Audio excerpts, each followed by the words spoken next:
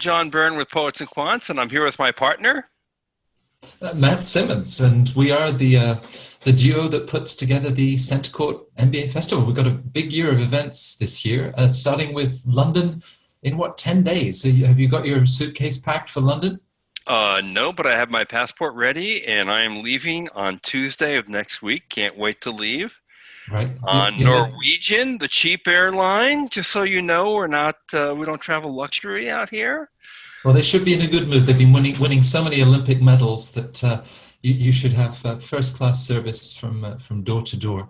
I guess your own career has sort of reflected the global edge of many of the graduates of the top schools. Next week we have pretty much every top European business school. Some of the big names from the US are joining us too. And of course, the theme of careers will be very much on the minds of all of the visitors joining us at London's most famous modern art museum. We're still not allowed to say where it is, but it's going to be a great surprise. I can't wait. Because this is an investment, right? I've always held that nobody has to go to business school to make a success of their life, to make a success of their career. But if they do make that investment in time and in money, they've got some tremendous opportunities that lie ahead. That's really true. I mean, what an MBA degree is for many people is like a supercharger, right? You strap on that supercharger on your back, and it helps to propel you forward at a faster speed, hopefully able to achieve places you otherwise would not have achieved. Obviously, most people who are going for an MBA are not only going for the basic skills, and they're not only going for the polishing that occurs with professional development and one-on-one coaching programs and the tremendous feedback you get from both faculty and your classmates that make you a better and more effective manager and leader.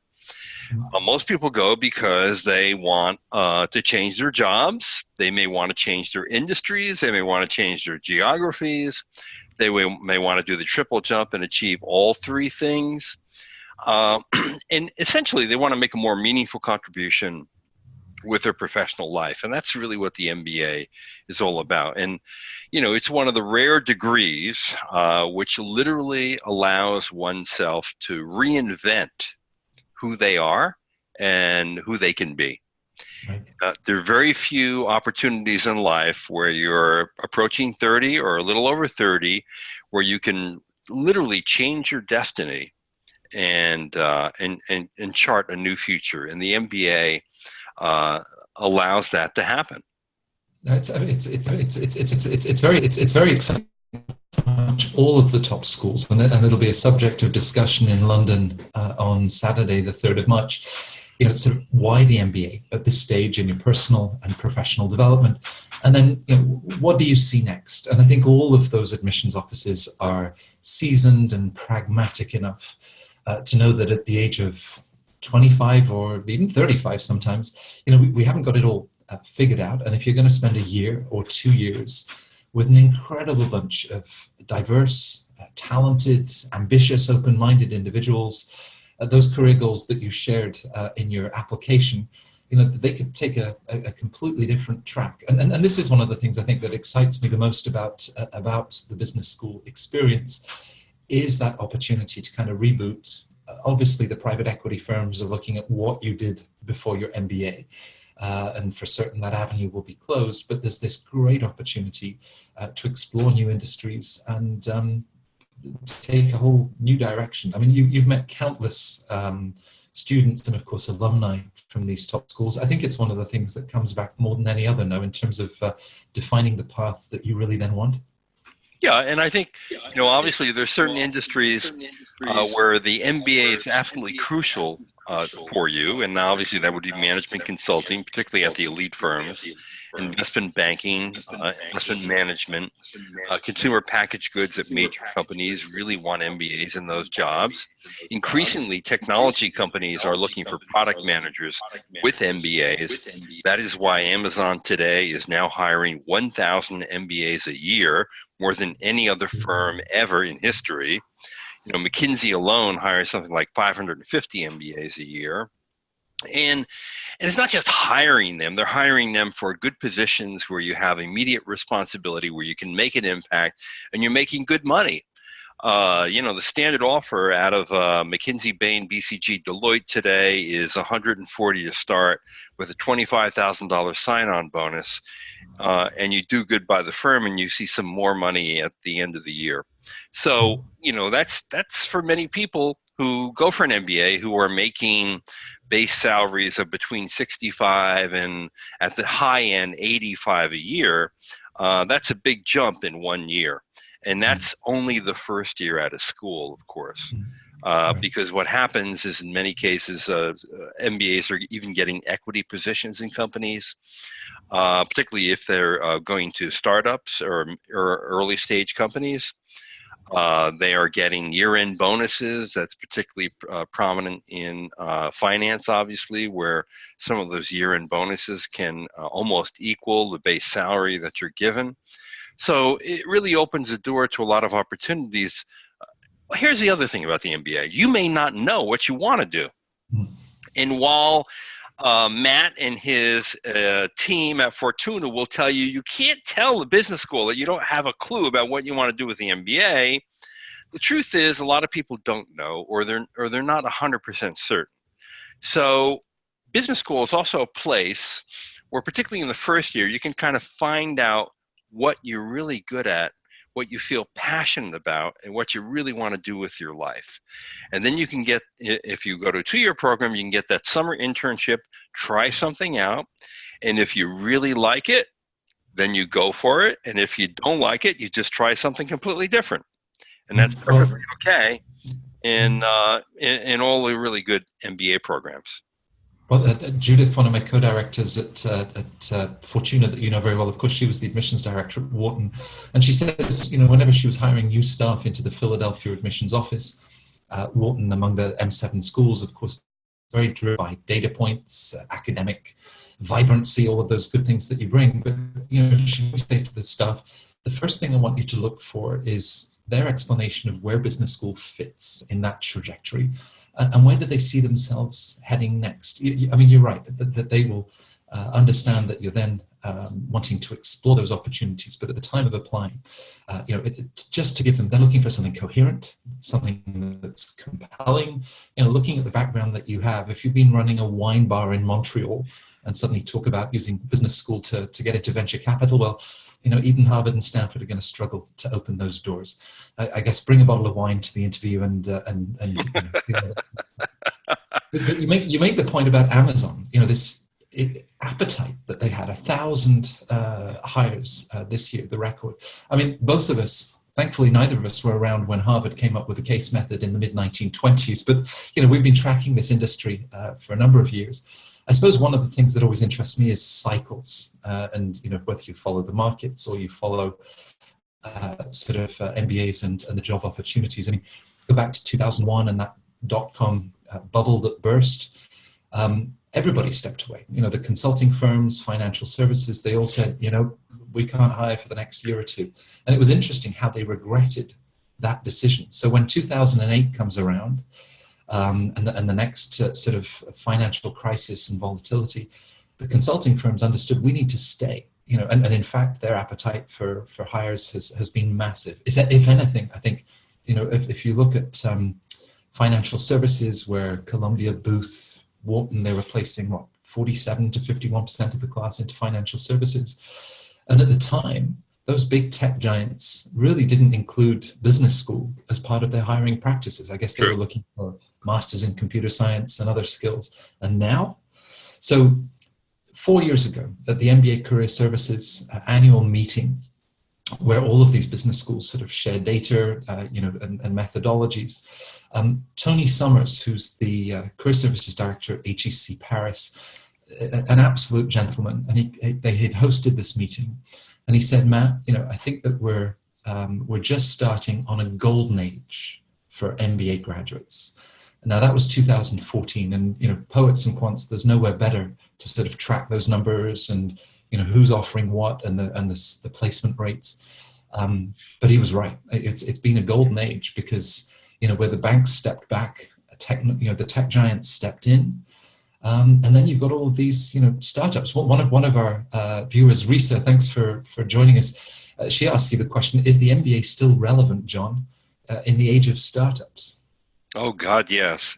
In fact, if you wanted to either do a startup or if you want to join a startup after school, an MBA is an ideal kind of tool to have in your kit, because number one, here's the deal with a startup. If you try one at school, you're going to have an incredible array of highly supportive and encouraging people around you who probably, frankly, to be totally honest, the best, the smartest people, one for one, you'll ever be with in your entire life. I doubt very much that many of the people here who will go to an elite MBA program will ever end up at an employer where man for man, woman for women, the talent is that rich and that admiring, frankly. So you're going to be surrounded by people who will be supportive, who will be encouraging, who will help you refine your idea, who will help you test your idea. You're going to have faculty mentors, including clinical professors who are serial entrepreneurs, guide you through the process. In many cases, you will take courses that will be directly relevant to what you want to do, to your ability to lead and effectively manage a startup, whether it's basic stuff like accounting and finance and marketing or strategy, or whether it's entrepreneurial finance and how do you get seed funding from angel investors and from VCs. You'll be taught all of that, and you'll have the business school for you would be a laboratory in which to test your idea and to launch it. Many schools have business plan competitions in which they reward money. Many other schools have seed capital to help the early funding of your business. It is a great place to start a business. It's also a great place to learn what you need to know to join a small team at an existing startup and to become an equal or near equal partner with the founders, because you're going to be equipped with the language and the knowledge to make an immediate contribution at a startup. And there are many MBA startups every year. In fact, we do a list of the top 100 MBA startups in the world. You can see that on Poets&Quants. Just Google it. Top MBA startups in the world. We also do profiles of these people who do these startups, and many of them, as I said, are MBAs. And they've achieved terrific success, and guess who they want to hire? Other MBAs.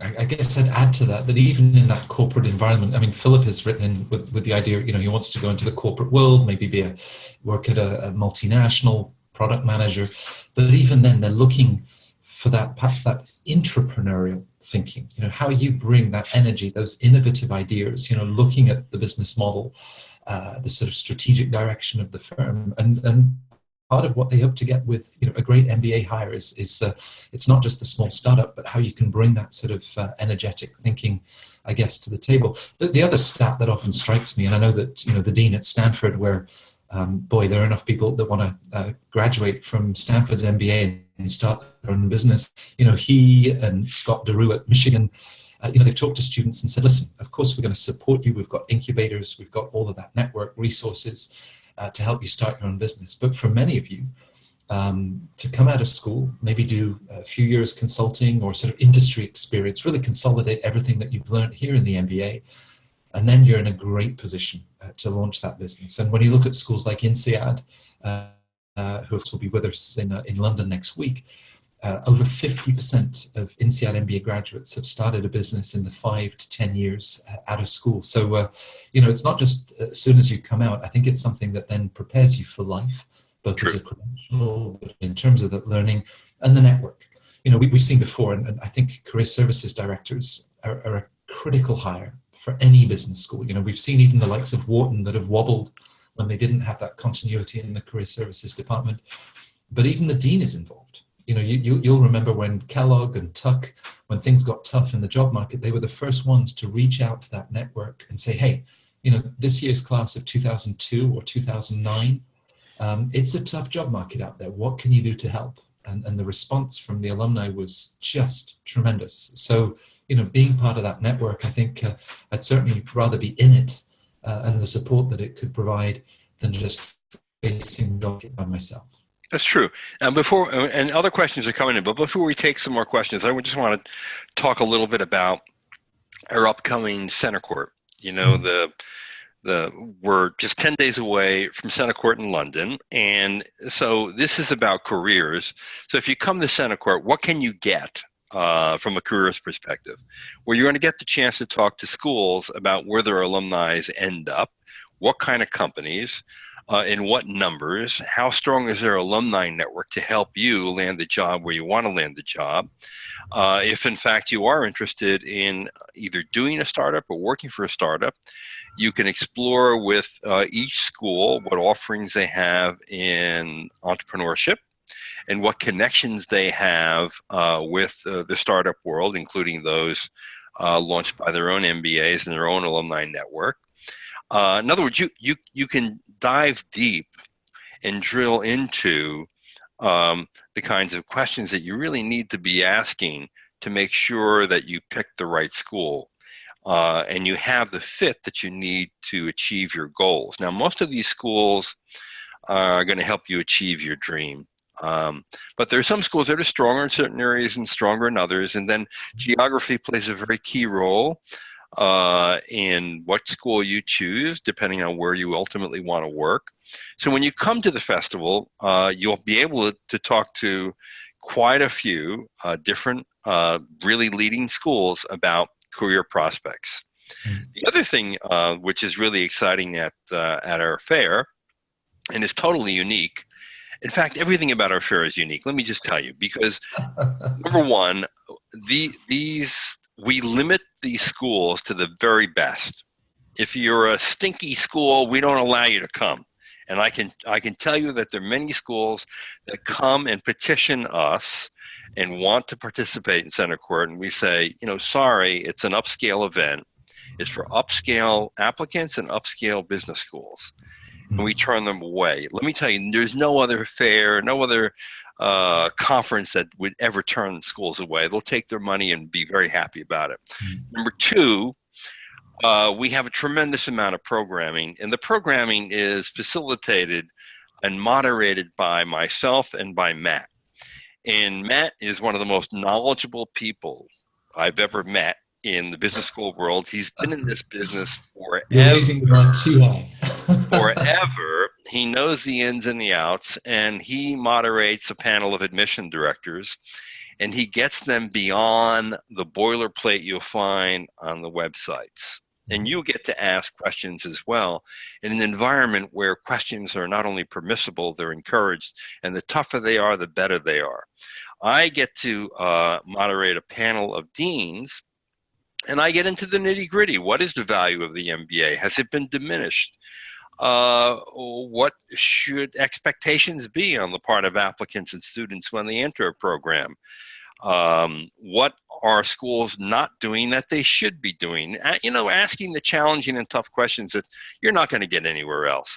The other thing you're going to get is, and this is really cool, the Genius Bar. Now, the Genius Bar is not where you go to replace your iPhone battery, but it's where you go to ask questions that you might not want to ask a business school admissions official. So the questions can be anything about how you prep for the GMAT, what your expectations should be in terms of the time that you should allow for it. It could be what your admission strategy should be and when you should apply, what rounds and to what schools, and how many schools you should apply to, and how you should go through the process of introspection to deliver essays that are really meaningful, and how to get recommendations from people who may not be used to that process, but you really need a very enthusiastic recommendation from someone. How do you make that happen? To how are you going to pay for this? To how do you apply for scholarship money? Or how do you get a loan? All those questions at the Genius Bar are going to be answered. You can ask a lot of dumb questions as well that you might not want to ask other people with no consequence whatsoever. And then here's another really cool part. This is kind of like a reality TV show part. that we're doing. We're calling it the committee. And I've talked too much, so I want Matt to describe what the committee will do. Well, the committees, and if we put it in this context of careers, what we've got the gatekeepers, we've got current admissions directors, we've got former associate directors from Harvard Business School, INSEAD, London Business School, Columbia, Darden, Carnegie Mellon. It's going to be a great group pulling back the curtain on the sort of discussions that they would have as they are crafting the diversity of next year's class. What do we like about this consultant and how they've gone beyond working 75 hours a week to contribute to their community?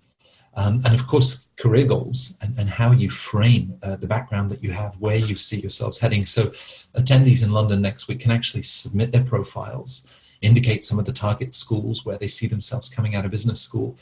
And we're going to take those profiles and actually discuss them. And you'll have all of those wise gatekeepers sharing their perspectives on how to best position, how to mitigate certain concerns you might have that, you've had 4 jobs in the last 3 years. How's a committee going to look at that? Or this one seems to have stayed at the same company for 7 years, but really hasn't grown professionally. So it's going to be very exciting. Now, you're someone that has never shied away from asking the tough questions, John. I think also, we're going to be streaming a lot of this for the viewers that actually can't be with us. And that's another way our conference is different because, it extends beyond the physical boundaries of the place. And I should just mention, while we can't tell you where it is, it's one of the most spectacular, sensational places in the world. People travel all over the world to come to this place in London.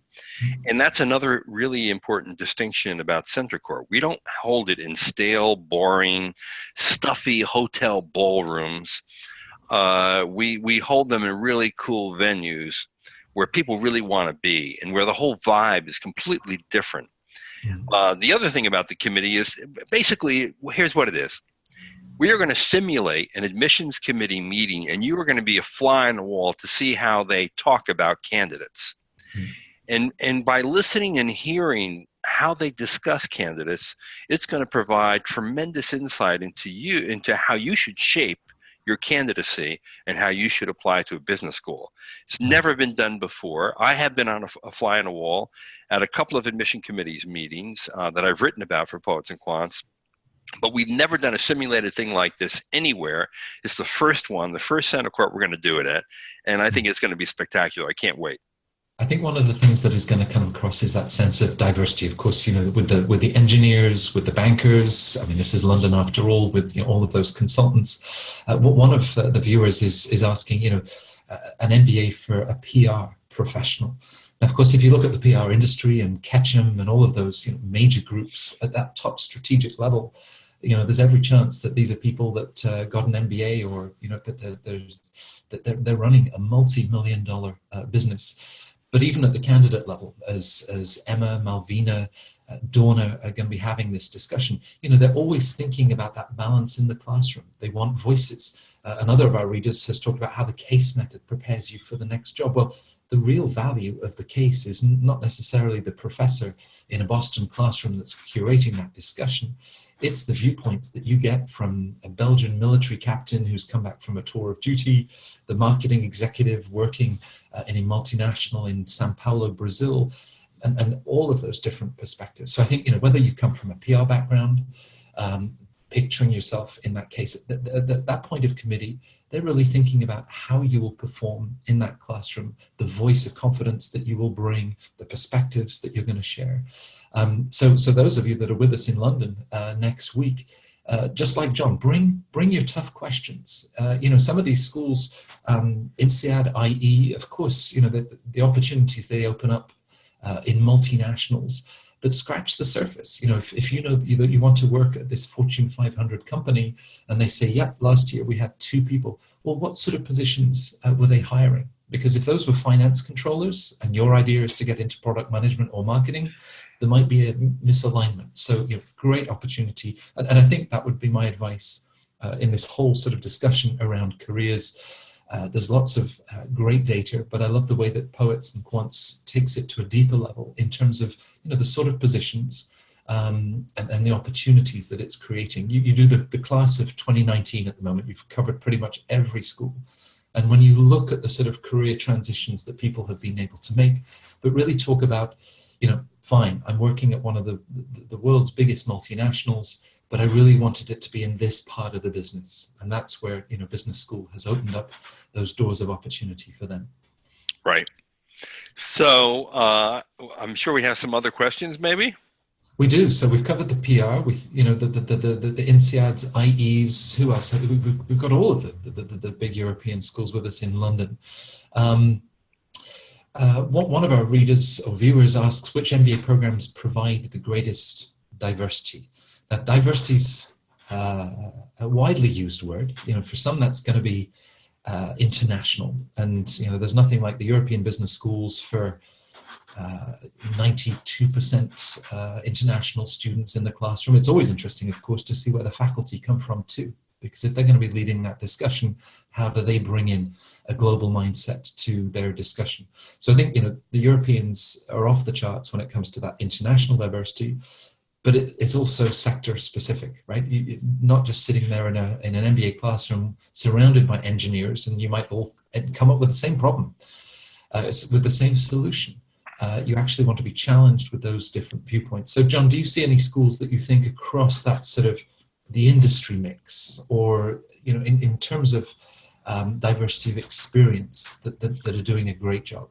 A lot of times when people ask that question, there's actually, to me, something else behind it. And what often is behind it is people who don't know much about business school believe the stereotype.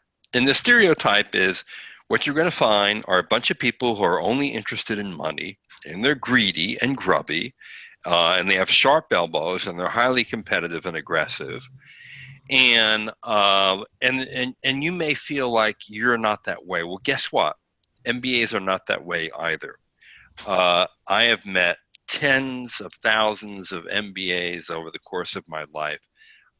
They are a remarkably eclectic group, tremendous diversity on every single level from race to geography to industry background.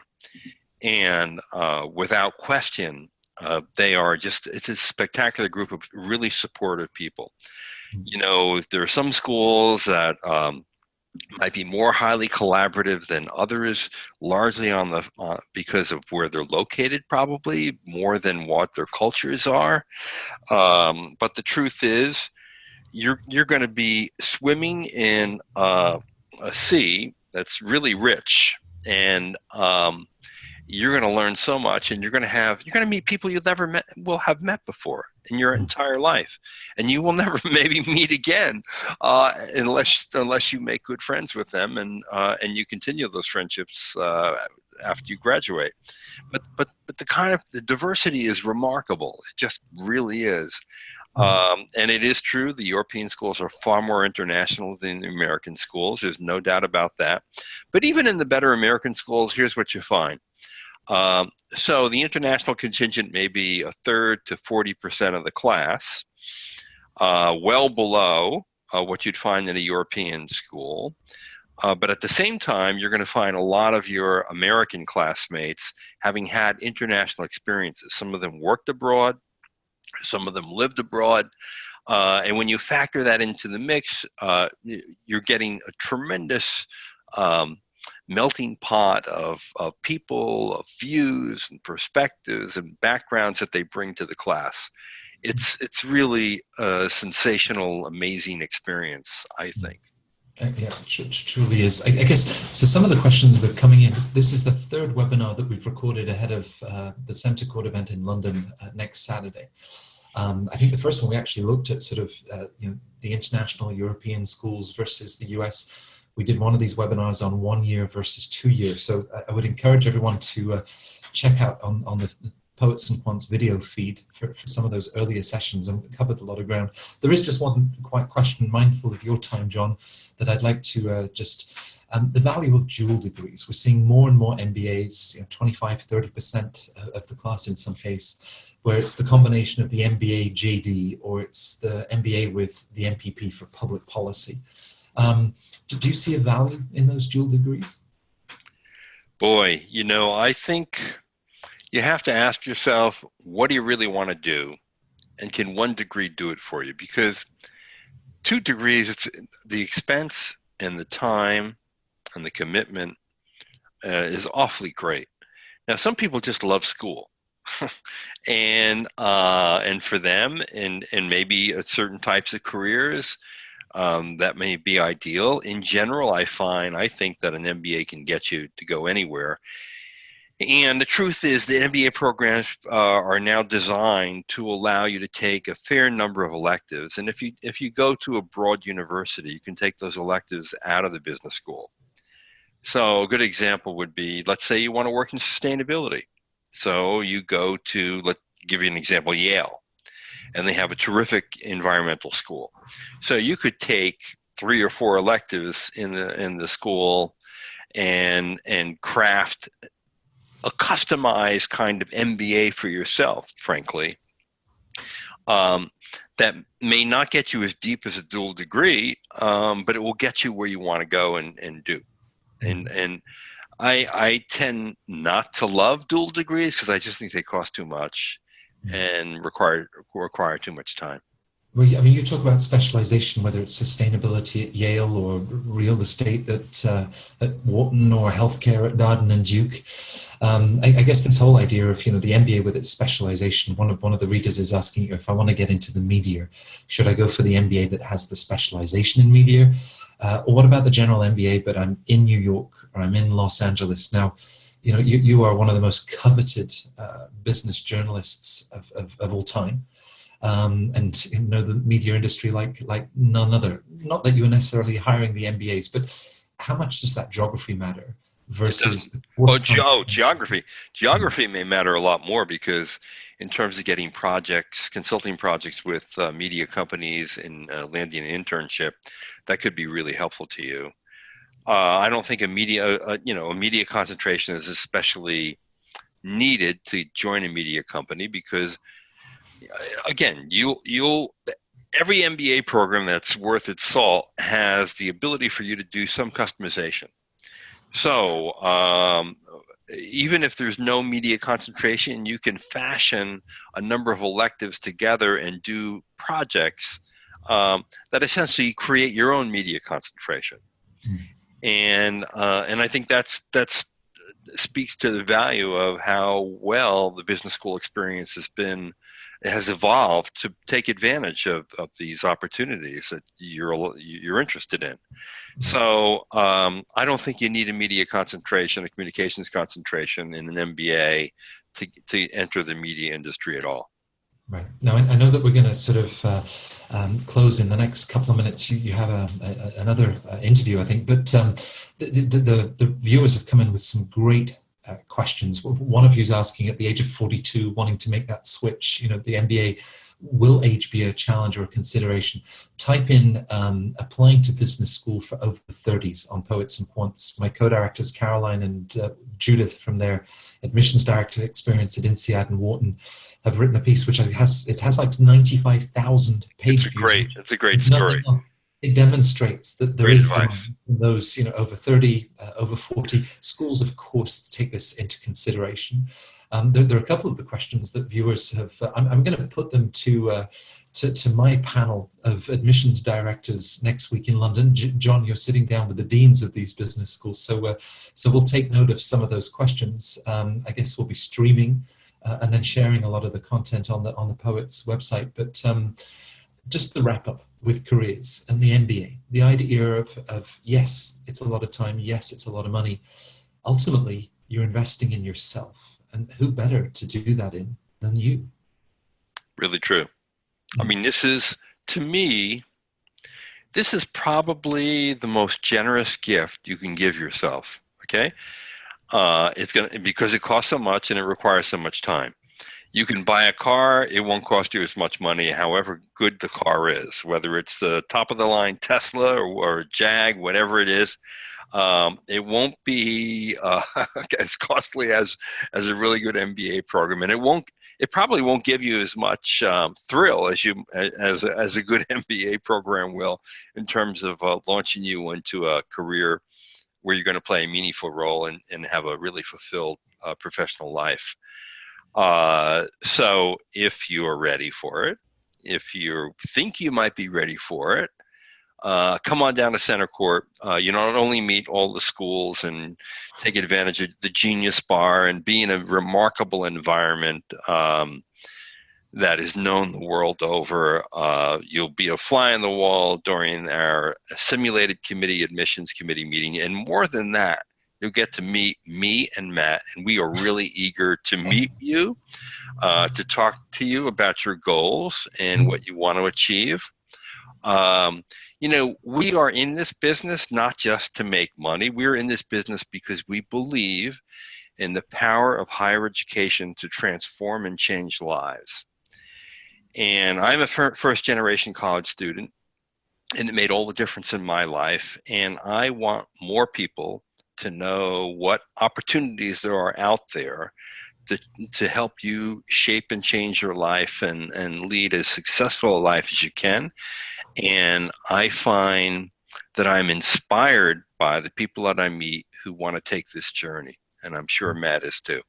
Well, I'm going to introduce you to a young woman, a Spanish woman who's flying in from, get this, she's flying into London from Sydney. I spoke to her yesterday morning, and She said she was going to be in London because she wanted to meet all of the top schools. And others coming in from Saudi Arabia. So people are coming in from all over the world. Now we're coming to you too, because in June we'll be doing a CentreCourt in Boston. And then through the month of September, we go from west to east coast with 7 events, not of course forgetting Toronto across the border. So lots of great content that's going to emerge out of that. And as you said, this wonderful opportunity for us to meet all of you. And talk about your hopes and dreams. So get onto the Poets&Quants website to register for CentreCourt, and we will see you there. John, I hope that Norwegian Air takes good care of you. Seeing you in a week's time in London. Dress warm, huh? Dress warm. Oh, really? Well, I'm really looking forward to it. And Philippe, thank you as well. Great. All right. Well, all right. We'll see you in London. I can't wait. Come up to me. Introduce yourself. I really want to meet you. Okay. And thank you for listening. Thank you for coming to CentreCourt in advance, and thank you for being a reader of Poets and Quants. We really appreciate it. Okay. We'll see you soon. Matt, thanks. Take care, John.